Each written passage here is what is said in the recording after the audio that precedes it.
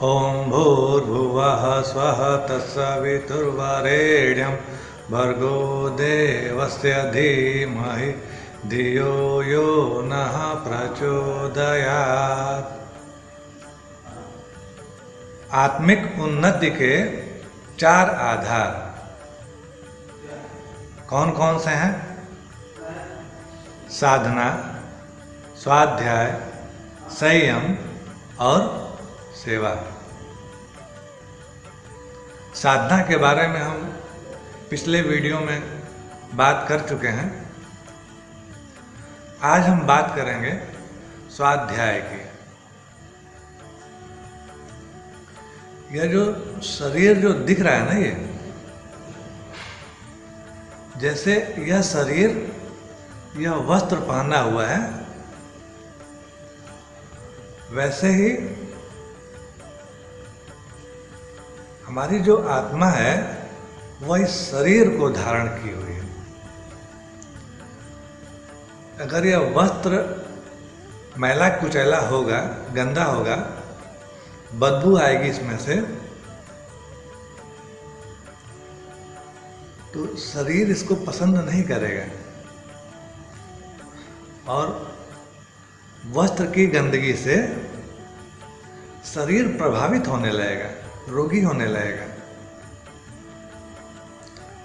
इसी प्रकार यह जो शरीर रूपी वस्त्र है जिसको आत्मा धारण किया हुआ है, तो अगर यह शरीर हमारा गंदा रहेगा, मैला कुचैला रहेगा, तो जो हमारी आत्मा है वह पीड़ित रहेगी, कष्ट में रहेगी। और हम ध्यान किस चीज पर रखते हैं? शरीर पर रखते हैं,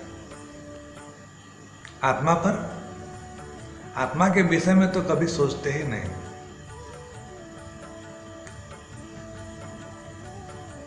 अच्छे से अच्छा शरीर को आराम देने वाला वस्त्र पहन सकें, अच्छे से अच्छा जीव को स्वाद देने वाला भोजन कर सकें, ऐसे दृश्य आँखों से देख सकें जो मन भावन हो, लुभाने वाली हों, ऐसी बातें सुन सकें जो हमारी इंद्रियों में जोश भरने वाली हों। आत्मा के बारे में कहाँ सोच पाते हैं? हम तो ये भी नहीं मानते कि शरीर में आत्मा होती भी है कि नहीं होती है, उसके बारे में हमें सोचना भी चाहिए कि नहीं सोचना चाहिए। आखिर शरीर में आत्मा होती है तभी तो अलग अलग शरीरों में अलग अलग प्रकाश होता है, अलग अलग ऑरा होता है। वह व्यक्ति ही तो होता है जिसके अंदर एक मैग्नेट होता है।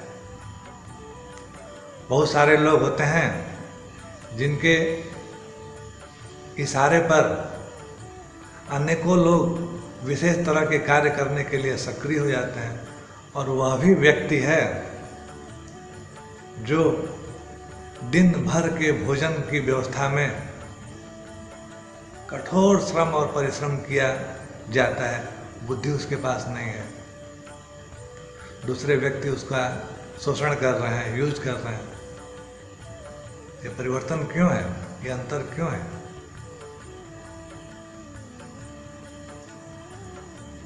हमें शरीर के साथ साथ आत्मा का भी ध्यान रखना चाहिए। जिस प्रकार यह जो दीपक है प्रकाश फैला रहा है, उसी प्रकार जब आत्मा प्रकाशित होती है तो वो नजर आती है। कहाँ से दिखती है? आँखों से, वाणी से, शरीर से।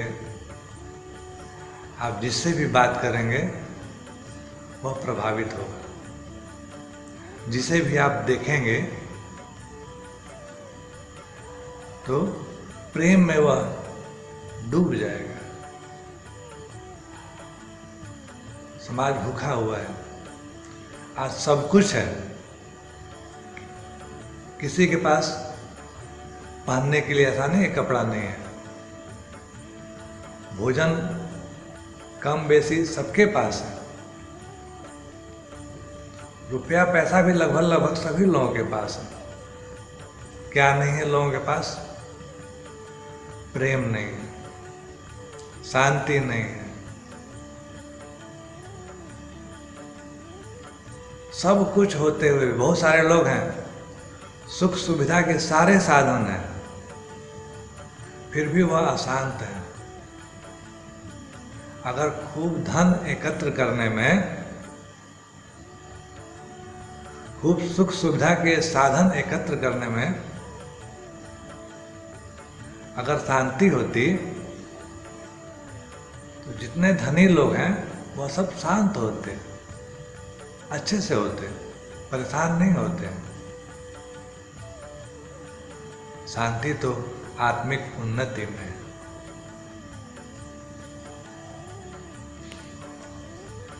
आत्मिक उन्नति,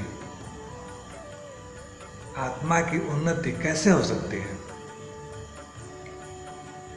तो हमें साधना करना पड़ेगा। साधना क्या होता है? एक छोटा सा हमारा व्यक्तिगत उदाहरण है।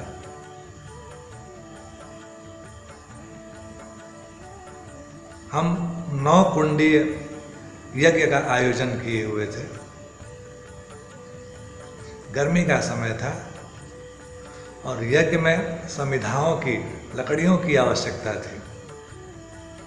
कुछ लोगों से हम बोले थे कि आप लकड़ी का प्रबंध कर दीजिएगा, लेकिन करते करते यज्ञ का दिन नज़दीक आ गया और लकड़ियों का प्रबंध नहीं हो पाया। हम लकड़ी की दुकान पर गए जहाँ से लकड़ी खरीदा जा सके और हम लकड़ी खरीदे। लकड़ी के दुकानदार से हम बोले कि भैया ये लकड़ी आप छोटा छोटा कर दीजिए। तो बोले कि भाई मजदूर अभी नहीं है, जब वो आएगा तो हम करवा देंगे। कब तक आएगा मजदूर बता नहीं सकते कब तक आएगा। और हम भी मन ही मन चिंतित थे, परेशान थे कि जितनी जल्दी लकड़ियों की व्यवस्था कर लेंगे तो कोई और भी काम उसमें करना हमको, हवन में, यज्ञ में, उसके आयोजन में और भी तैयारियां करनी थी, तो लकड़ी का प्रबंध हो जाए। हम सोचे कि क्यों ना इसको निपटा ही लिया जाए, इस कार्य को क्यों ना कर लिया जाए। गर्मी का समय था और लकड़ियों को हम खुद से ही चीरने लगे, कुल्हाड़ी से काटने लगे, छोटे छोटे टुकड़े में करने लगे। और कार्य के दौरान हमारा ये जो शरीर है पसीने से भीग गया और तभी हवा का एक झोंका हमारे शरीर पर लगा और हम आश्चर्यचकित थे। हमारी शरीर वही थी, कुछ समय पहले वही हवा का झोंका गरम गरम महसूस हो रहा था और शरीर पर जब पसीने की जब बूंदें आईं और हवा जब उससे टकराया तो हवा बिल्कुल शीतल महसूस हो रहा था। अगर हम श्रम नहीं किए होते, परिश्रम नहीं किए होते तो सुख का आभास हमें नहीं होता। ऐसा नहीं है कि सिर्फ साधनों में ही सुख है।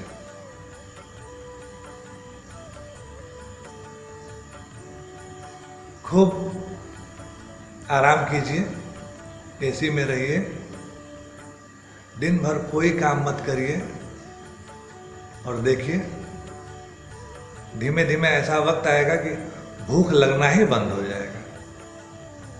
और जब भूख नहीं लगेगा तो शरीर रोगी हो जाएगा और श्रम करते रहेंगे तो शरीर की जो नस नाड़ियां हैं वह एक्टिव रहेंगी। जम के भूख लगेगा, जम के खाना खाएंगे, खाना पच जाएगा और सुख सुविधा में और आराम में रहेंगे तो भूख नहीं लगेगा। स्वाद पूर्ति के लिए भोजन करेंगे, शरीर उसको पचा नहीं पाएगा और धीरे धीरे शरीर रोग का घर बनने लगेगा। तो यही तो हमारी जीवनचर्या है, शरीर केंद्रित हमारी जीवनचर्या हो गई है। ठीक है, सुख भी लेना चाहिए, जब शरीर मिला है तो सुख भी लेना चाहिए, लेकिन ध्यान दोनों चीजों पर एक समान रखना चाहिए, शरीर पर भी आत्मा पर। देखिए, बहुत सारे लोग घर बनवाते हैं, घर में प्लास्टर करते हैं, पुट्टी लगाते हैं, पेंटिंग करते हैं, एक ही कंपनी का पेंट कई सारे घरों पर लगाया जाता है, एक ही कलर किसी के घर में दिव्यता का बोध करवाता है और वही पेंट किसी के घर में रोता बिलखता रहता है। अलग अलग घरों की अपनी अलग अलग ऊर्जा होती है, एनर्जी होती है। एक ही कंपनी के सीमेंट से बने हुए हैं, एक ही कंपनी के रंग से रंगे हुए हैं, फिर भी कोई घर सुंदर लेंगे और कोई घर बुझे बुझे लेंगे। तो ये घरों में जो सुंदरता आती है, आकर्षण आती है, वो कहाँ से आती है? तो जो घरों में जो लोग निवास करते हैं, खूबसूरती और सुंदरता उन रहने वाले लोगों से आती है। जिस घर में रहने वाला व्यक्ति एनर्जेटिक है, ऊर्जा से भरा हुआ है, उसका घर भी ऊर्जान्वित रहेगा, जगा हुआ रहेगा। और जो अपने घर में दिन रात दुखी है, परेशान है, पीड़ित है, कष्ट में है, दिन भर उस घर में लड़ाई झगड़ा हो रहा है, तो ऐसा घर बुझा बुझा रहेगा। कितनी भी अच्छी कंपनी का पेंट लगा दिया जाए, लाइट उसमें नहीं आएगा। ऐसे ही हमारा शरीर भी है। जिस शरीर में निवास करने वाली आत्मा खुश है, प्रसन्न है, हंस रही है, खिलखिला रही है, तो उस शरीर से निकलने वाली बोली भी बड़ी मीठी होगी। उस शरीर से होने वाले कर्म भी बड़े श्रेष्ठ होंगे। उस शरीर का आचरण, व्यवहार सब कुछ अनुकरणीय होगा।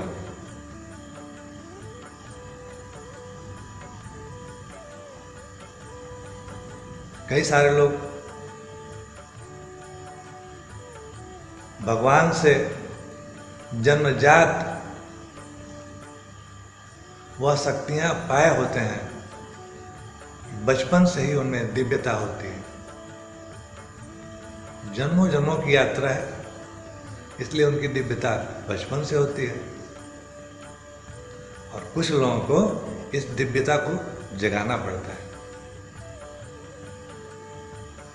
शरीर में चमक लाने के लिए, वाणी में मिठास लाने के लिए, आचरण में शुद्धि लाने के लिए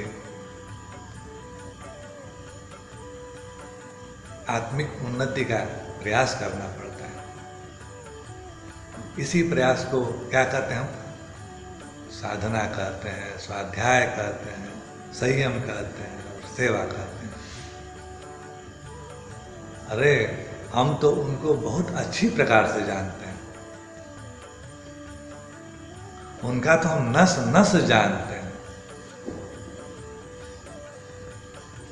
अरे पहले अपने बारे में जानिए ना, अपने बारे में आप कितना जानते हैं? अभी आप हंस रहे हैं, खिलखिला रहे हैं, और अभी क्रोध आ जाएगा और आपको पता भी नहीं चलेगा किस क्षण क्रोध आया आपको। उस क्षण को क्या पकड़ सकते हैं कि हाँ इस क्षण क्रोध आया, कब जो है अच्छे ढंग से रह रहे हैं और कब अंदर का जानवर जग गया। क्या आप जान पाते हैं कि अंदर का जानवर क्यों जगा, कब हमसे गलत कार्य हो गया। यही तो है साधना और स्वाध्याय। अपने बारे में कितना जान पाते हैं, और अपने बारे में जानने को ही स्वाध्याय कहते हैं, अपना अध्ययन। हम क्या खाते हैं, कैसे खाते हैं, कब खाते हैं, सो करके कब उठते हैं, सोने कब जाते हैं, ब्रश कब करते हैं, लैट्रिन कब करते हैं, खाना पचा पाते हैं कि नहीं पचा पाते हैं, हमारे मुंह से दुर्गंध तो नहीं आ रहा, हमारा शरीर बदबूदार तो नहीं है।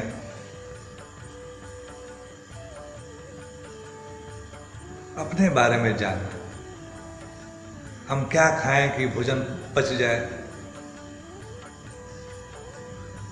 कौन सा भोजन है जो हमें नुकसान करता है। बहुत से लोगों को एलर्जी की शिकायत होती है, कुछ भी खाते रहते हैं, आइसक्रीम भी खा लिए और दही भी खा लिए, केला भी खा लिए,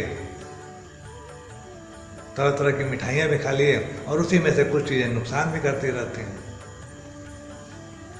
डॉक्टर के पास गए, दवाई ले लिए, ठीक हो गए, फिर से खाना शुरू किए, फिर से चीज़ें नुकसान कर दें। तो हम अपने बारे में कहाँ जान पाते हैं कि क्या हमको फायदा कर रहा है, क्या हमको नुकसान कर रहा है। स्वाध्याय, अपना अध्ययन, अपने बारे में जानकारी।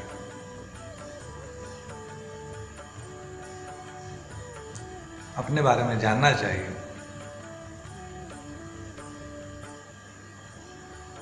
दुनिया भर की चीज़ों के बारे में हम जानते हैं।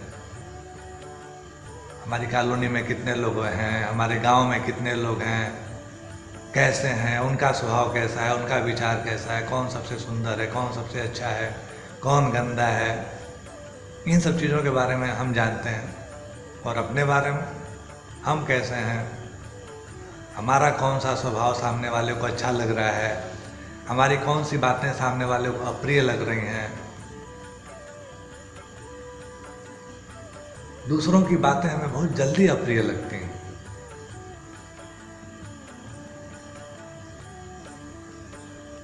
और क्या हम इस बात पर ध्यान रखते हैं कि हमारी बातें दूसरों को कैसे लगती होंगी। दूसरों से वह व्यवहार नहीं करना चाहिए जो खुद के लिए पसंद नहीं है। प्रेम हमें कितना अच्छा लगता है, इज्जत हमें मिलता है तो कितना अच्छा लगता है। और एक बात हम सभी लोगों को जानना चाहिए, कोई हमें प्रेम करेगा कि नहीं करेगा नहीं पता, लेकिन हम प्रेम कर सकते हैं कि नहीं कर सकते हैं। कोई हमें इज्जत देगा कि हमें इज्जत नहीं देगा नहीं पता, वो जाने। लेकिन हम किसी को इज्जत दे सकते हैं कि नहीं दे सकते। कोई हमारा सम्मान करेगा कि नहीं करेगा क्या पता, ये तो उसके ऊपर निर्भर है। लेकिन हम सम्मान दे सकते हैं कि नहीं दे सकते हैं। प्रेम देना अपने बस की बात है, इज्जत देना अपने बस की बात है, सम्मान देना अपने बस की बात है। देना अपने हाथ में, पाना अपने हाथ में नहीं है। लेकिन एक नियम भी है,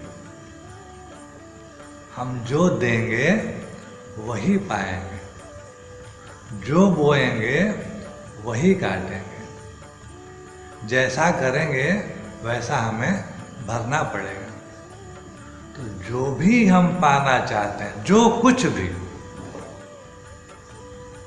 हम पाना चाहते हैं वो हम देना शुरू करते हैं। कुछ भी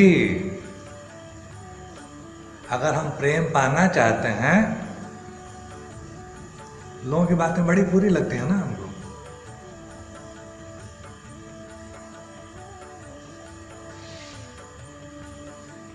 एक महिला थी, बहुत परेशान रहती थी, पूजा पाठ भी खूब करती थी। एक दिन उसके घर के पास एक संत आए और उनसे मिलने के लिए औरत गई। संत से पूछी, महाराज हम बहुत पूजा पाठ करते हैं लेकिन हमें भगवान अभी तक नजर नहीं आए, सपने में भी नहीं दिखाई देते हैं, कैसे होते हैं, होते भी हैं कि नहीं होते हैं, क्या आप भगवान को देखें? संत मुस्कुरा के बोले कि हाँ देखें। अच्छा ठीक है, अगर आपको भगवान मिले ना तो आप प्लीज उनसे यह पूछिएगा कि हमें क्यों नहीं दिखते और हमें कब दिखेंगे। आप यह बात उनसे पूछिएगा।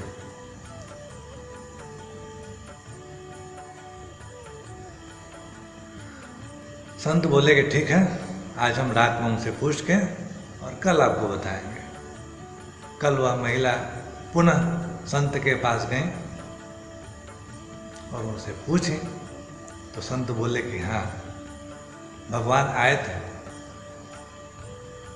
और हम आपके प्रश्नों को उनके सम्मुख रखे और वह आपको जानते हैं, लेकिन वह हमें बता रहे थे कि आपको क्रोध बहुत आता है, आप अपने बच्चों को बहुत मारती पीटती हैं, अपने परिवार के लोगों को बहुत भला बुरा कहती हैं और भगवान को यही चीज़ अप्रिय लगती है।